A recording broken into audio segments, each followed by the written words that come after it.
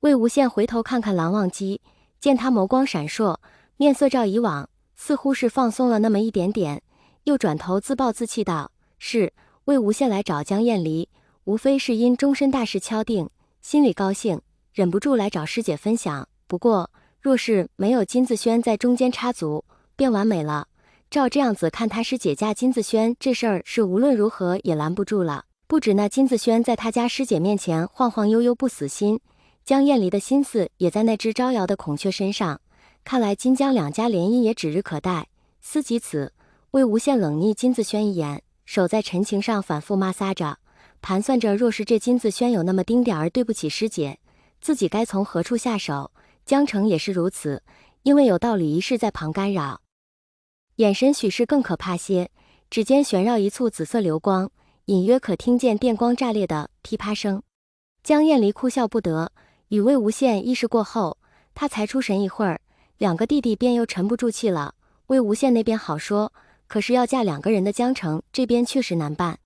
他伸手在江城头上顺毛一般摸着，安抚道：“阿成，你先别生气。”金夫人在一旁附和：“哎，对对，你们先别气，什么都还没发生。你还想发生什么？”魏无羡闻言眉头紧锁，方要上前争辩两句，却被蓝忘机一把握住了手腕。因修习鬼道缘故，怨气入体，他体温偏低。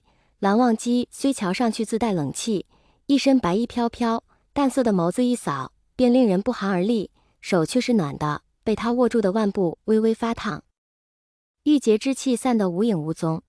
蓝忘机见他冷静下来，道：“魏婴，时辰不早了，我们先回去吧。”魏无羡犹豫半晌，微微叹气，也知这事已成定局，再掺和不得，行了礼，对长辈行了礼，又与江城一番眼神交流，才一步三回头的瞪着金子轩，慢腾腾的随着蓝忘机离开。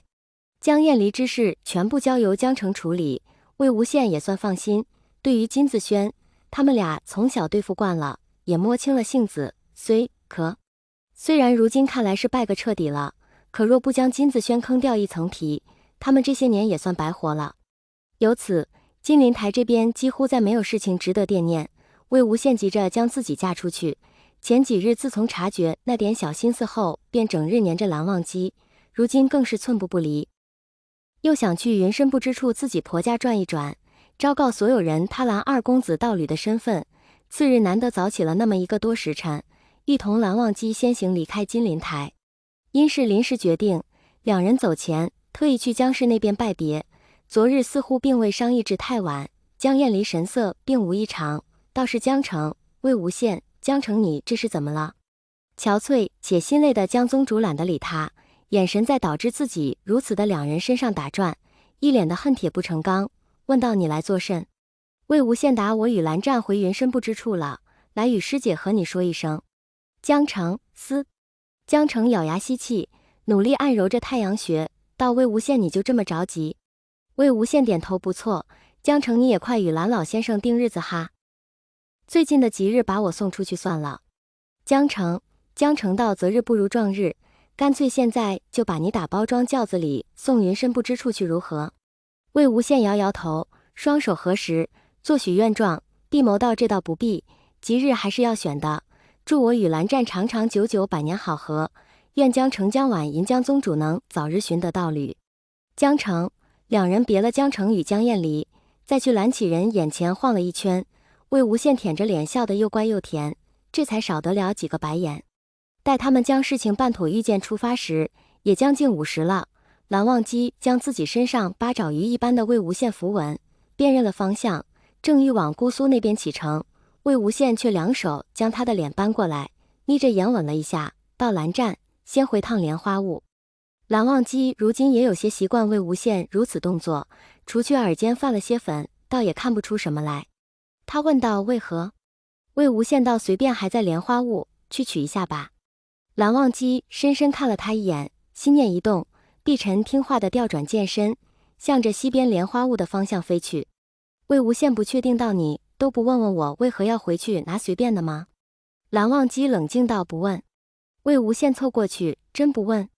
蓝忘机望天见长辈。魏无羡点点头：“不愧是我看上的人，就是聪明。”蓝忘机没再多说什么，其实他自己心里也没底。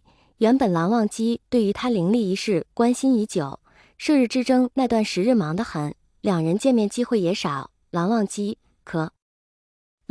每隔段日子便会寻个理由来他们云梦阵营帮衬一番，就仅留的那么点见面机会，也几乎全部被人用来讯问轨道之事了。理清此事过后，魏无羡莫名有些憋屈，这蓝忘机也特木头了点，并自信以为，若非如此，他们两人的婚事现如今许是已经筹办好了。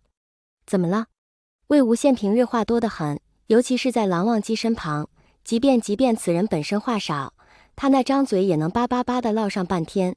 方才沉默许久也未听的声音，蓝忘机抿唇等待片刻，终于忍不住询问：